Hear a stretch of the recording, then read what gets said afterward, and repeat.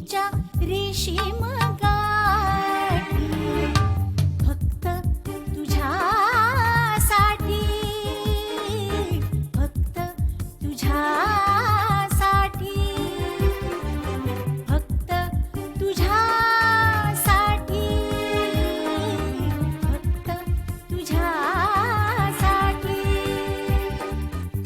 अदृष्टाचे गूढ भोवरे किती सोसले वादळ वारे अदृष्टाचे गूढ भोवरे किती सोसले वादळ वारे पानगळीतून पुन्हा नव्याने मोहरली माती फक्त तुझ्यासाठी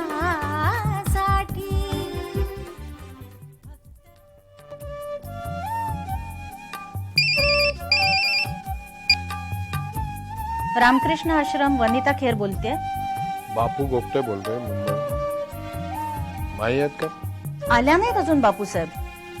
बर, मग आल्यानंतर त्यांना मला फोन करायला सांगाल का? सॉरी रिजवान, पण हा अंकुर आल्यापासून म्हणूनच मी त्याला घेऊन जायला आलो. अंकुरला घेऊन जायला ना.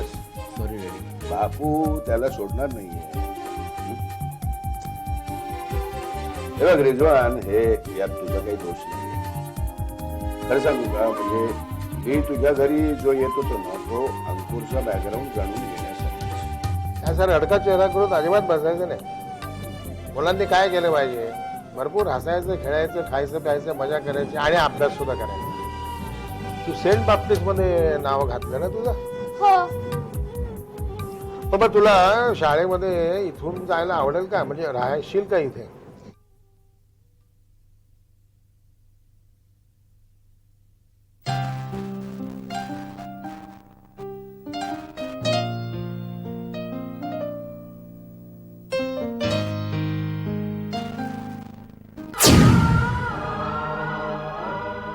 तुला मी विसरू शकत नाही. इथे कलकत्त्याला आल्यावर तुला विसरेन, तुझी आठवणी काढणार नाही असं वचन दिलं होतं आई बाबांनी.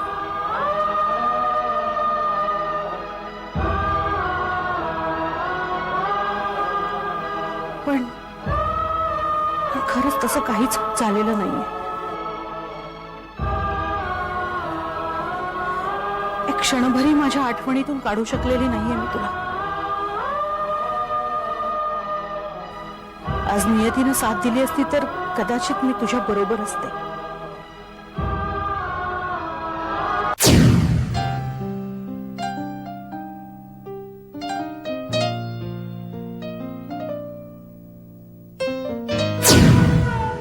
यापेक्षा आणखीन जास्त काय करू शकते मी राणी, सांग ना. राईट. अलिप्त राहण्याचा खूप प्रयत्न करते मी. माझा स्वभाव नाही ग तसा. तुझ्याशी आज सगळं बोलल्यावर खूप खूप बरं वाटलं. खूप दिवसांनी अशी मोकळेपणानं बोलले मी. माझ्या या विचारांचा आईबाबांना खूप त्रास होतो, पण बिचारे माझ्यासाठी सगळं सगळं बाजूला ठेवून, स्वतःचं तोंड गप्प ठेवून सगळं सहन करतात.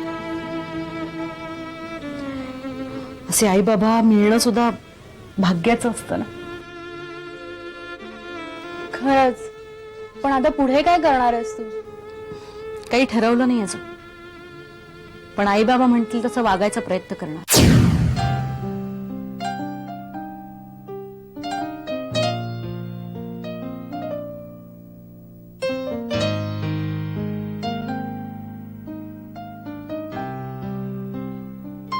तुमचा सल्ला मला मान्य नाहीये. मी एकटी राहीन. तू आम्हाला आयुष्यभर जिवंतपणे मरण भोगायला लावणार आहेस का? किती लाड करायचे तुझे?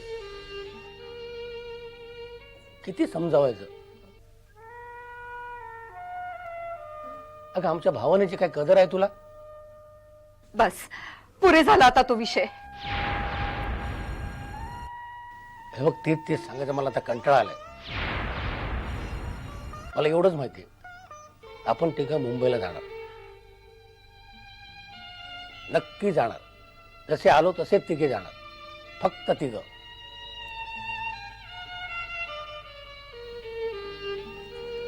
आणि तू नाहीच ऐकलंस ना, तर आम्ही दोघं इथे आत. पुरे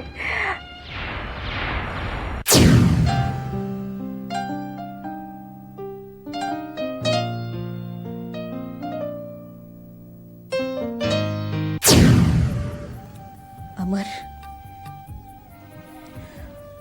अमर, तुला जाऊन 1 वर्ष झालं.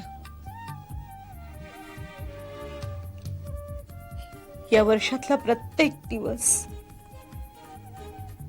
तुझ्या आठवणीत 1 वर्षासारखा सरला. मी नाही विसरू शकले तुला आणि कधीच विसरू शकणार नाही. वर्षभर तुला बरोबर घेऊन जगले, पण अमर, आता मात्र मला यापुढे माझ्या आईबाबांच्या इच्छेप्रमाणे वागायला हवं. मी फार त्रास दिलाय रे त्यांना, खूप त्रास दिलाय.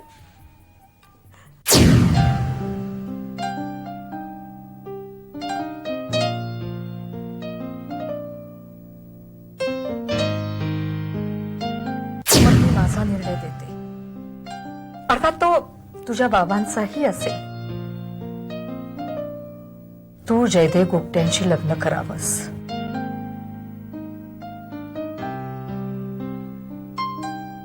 जयदेव आज रिजवान बरोबर कलकत्त्याला जाणार आहे. कशाला जाणार असेल? आई, कलकत्त्याला माझ्या आयुष्याशी निगडीत अशा किती गोष्टी आहेत ना ग.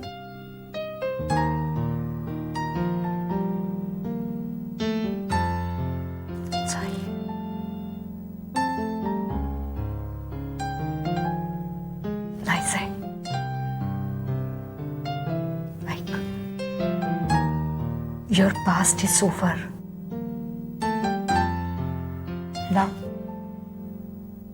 नाव your future is Jaidev Gupte.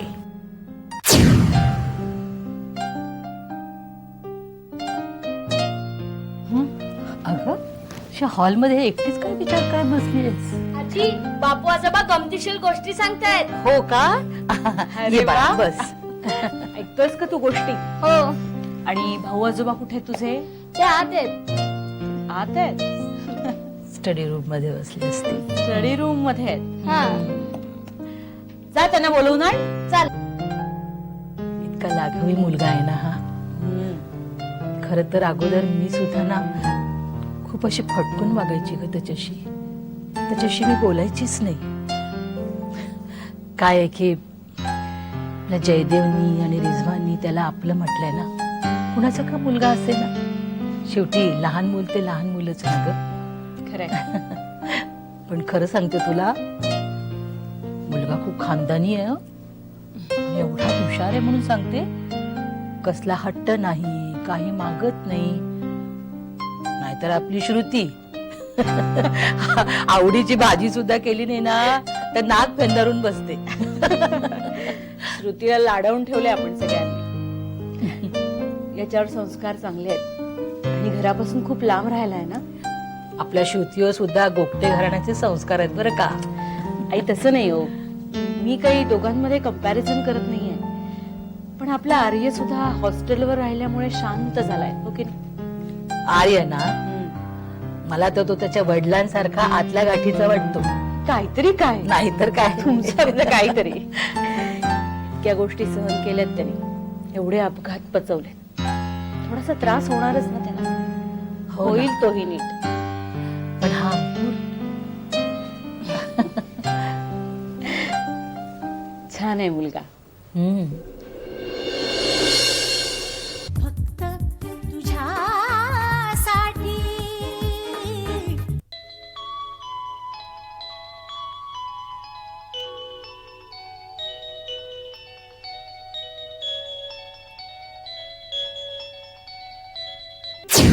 बघ, तू मुंबईत जितक्या लवकर येशील ना तितकं माझ्यासाठी चांगलंच आहे. Kabir, I mean Ankur point of view बोलतोयस तू? हे बघ, आय कॅन अंडरस्टँड, पण इथे काय परिस्थिती आहे तुझ्या लक्षात येते ना. म्हणजे घरात सारखे विषय निघत असतात, माईचे, कलकत्त्याचे, आणि मग तिची अवस्था कशी होत असेल तुला लक्षात येतं ना मी काय म्हणतोय ते?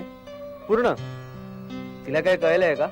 नाही, ते चान्सेस खूप कमी आहेत, पण उद्या कळल्यावरती आपली अवस्था काय होईल या चिंतेत असते ती कायम.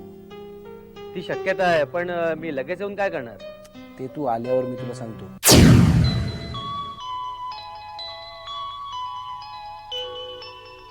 कारण जे सत्य आहे ते फक्त तू, मी आणि रिजवानच जाणतो. तू काळजी नको करूस मित्रा. पुन्हा एकदा तुझे आभार मानतो रे. अमर, डोंगरे घराणं संपलं.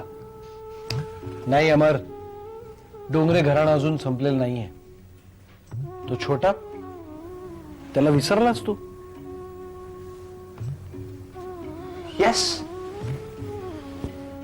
येस, तो आहे, आणि तो फक्त तुझ्यामुळे.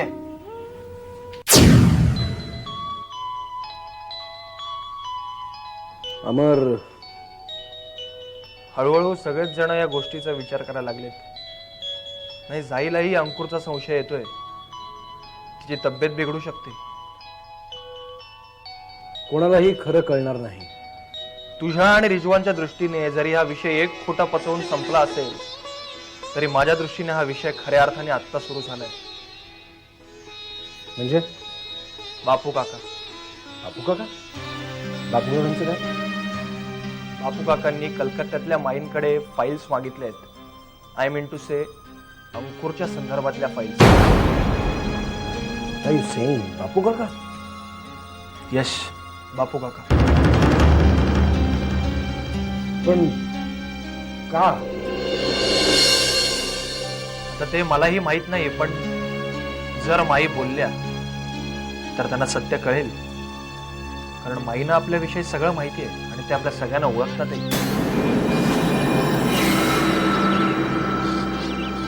बापू काकांना सत्य कळलं तर काय होईल? त्यांच्या स्वभावानुसार ते सगळ्यांना सांभाळून घेतीलही, पण जर डॅडींच्या कानावर ही गोष्ट पडली तर. आणि जाई ही गोष्ट शोधतेच आहे. तिच्या वडिलांना तिने फोन केला होता, हेच विचारायला की जन्माला आलेलं मूल मेलं की. मर, ती फार हुशार आहे रे, चाणक्य आहे.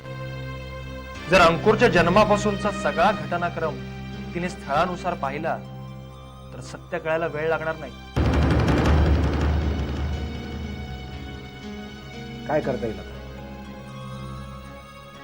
मित्रा, आजपर्यंत तू एकटा माझ्या पाठीशी उभा होतास, आणि यापुढे मी फक्त तुझ्या पाठीशी उभा राहील, फक्त तुझ्यासाठी.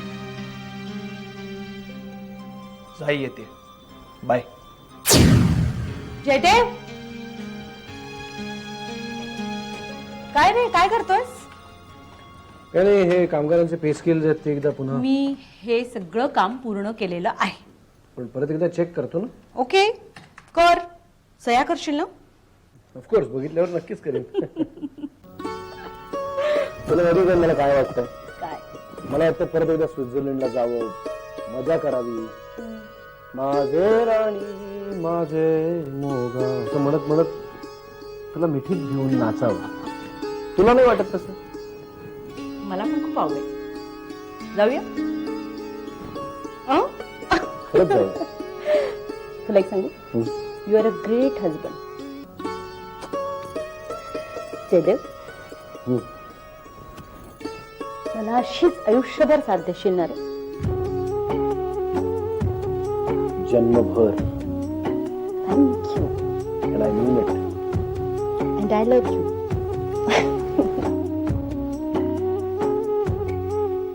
फक्त तुझ्यासाठी.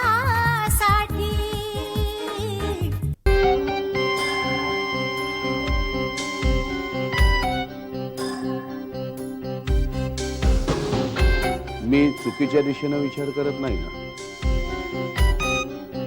One track Jaidev point of view असा विचार करण्यापेक्षा जर काही पॉइंट ऑफ व्ह्यू विचार केला तर काय होईल. येस, काय अमर हा आपल्या जयदेवचा जिवलग मित्र होता, अमर डोंगरे. तुला जयदेव कधी म्हणाला नाही? हं? जयदेव कधी म्हणाला नाही तुला? नाही. हा अमर अपघातात वारला म्हणून जयदेवने त्याचीच बॉल बेअरिंगची छोटी फॅक्टरी होती कर्जतला, ती स्वतःकडे घेतली. ती फॅक्टरी मोठी केली आणि त्याच फॅक्टरीला त्याचं नाव दिलं. I am really proud of Jaidev. म्हणजे एवढंच नाही तर त्या अमरच्या आई वडिलांना देखील जयदेव आजही बघतोय. बिचारे आता म्हातारे थकले. एनिवे ते सोडून दे. जायची ती गोष्ट. माझ्या मैत्रिणीचं लग्नाआधी एका मुलावर प्रेम होतं. बरं. दोघं जण लग्नही करणार होते. माझी मैत्रीण त्याच्यापासून प्रेग्नंट होती. माय गॉड, म्हणजे लग्नाआधीच? हो. म्हणजे तसं तिने तिच्या आई वडिलांना सांगितलं होतं. त्याच दिवशी तो मागणी घालायलाही येणार होता. पण अचानक तो निघाला आणि वाटेत त्याला ऍक्सिडेंट झाला आणि त्यात गेला तो. अरे बापरे. मग पुढे? हिला काही माहितीच नव्हतं. हा का आला नाही म्हणून ही बघायला त्याच्या घरी गेली तेव्हा हिला सगळं कळलं. अरे आणि हिला खूप शॉक बसला. मग हिने असा निर्णय घेतला की लग्नच करायचं नाही आता, तसंच राहायचं, बरं, मुलाला जन्म द्यायचा असं ठरवलं. पण तिचं मूलही मेलं. अरे अरे अरे. शेवटी आई वडिलांनी इतकी गळ घातली ना तिला लग्नासाठी. चांगलं स्थळही सांगून आलं. मग शेवटी हिनं त्यांचं मन कसं मोडायचं म्हणून लग्न केलं. पण हे सगळं सासरच्यांना सांगितलं नाही. Yes yes yes. काय येस? कोणाशी बोलताय? स्वतःशीच? नाही बापू, असंच. नाही, असंच नाही. मी अलीकडे नेमकंपणाने पाहिलेलं आहे की बऱ्याच वेळेला आपण स्वतःशीच बडबडता, विचार करता, अंतराळात बघत बसता. नाही, असं काही नाही. तेव्हा म्हटलं आपणही काही मदत करावी, आठवणींच्या गाठी सोडायला. हे बघ बापू, हे घरात काही जे काही चाललंय ना, काय चाललंय? काही सहन होत. काय सहन होत नाही? अरे ते लहान मूल अंकुर, काय सहन होत नाही? काय केलंय त्यांनी? काय बिघडवलंय आपलं? ते एक अनाथ पोर आहे, काय बिघडवलंय? एवढा रद्दर पैसा आहे गोपटे घराण्यामध्ये. एखादा पोर दत्तक घेतलं आणि त्याला दिलं आपलं नाव, तर काय बिघडणार आहे का? तो प्रश्न नाहीये. भाऊ एक मिनिट. स्वभावाला औषध नाही म्हणतात ते अगदी खरं आहे, पण तेव्हा तरी बदलायला पाहिजे ना स्वतःला वयाबरोबर. किती ताणायचं? आणि ताणायचा प्रश्न नाही, पण सत्य त्या मुलाच्या बाबतीत, त्याच्या जन्माच्या बाबतीत कळायला नको का? कशासाठी सत्य शोधून घ्यायचंय?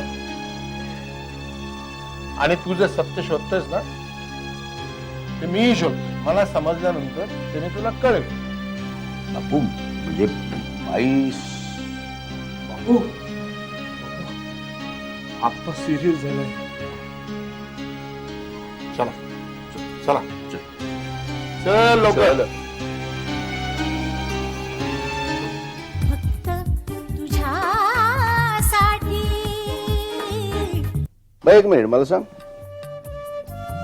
तुला काही प्रश्न विचारू का? हा, अंकुर संदर्भात. ना, अंकुर संदर्भात, जाई संदर्भात विचार. रिजवान जयदेव जाईचा सच्चा मित्र. जयदेवनं जाईला लग्नाचं प्रपोजल रिजवान करवी दिलं, याचा अर्थ जाई संदर्भात रिजवान सगळं काम करतो. हे बघा, जे काही येईल ना समोर, तरी सुद्धा तुम्ही काहीही करायचं नाही.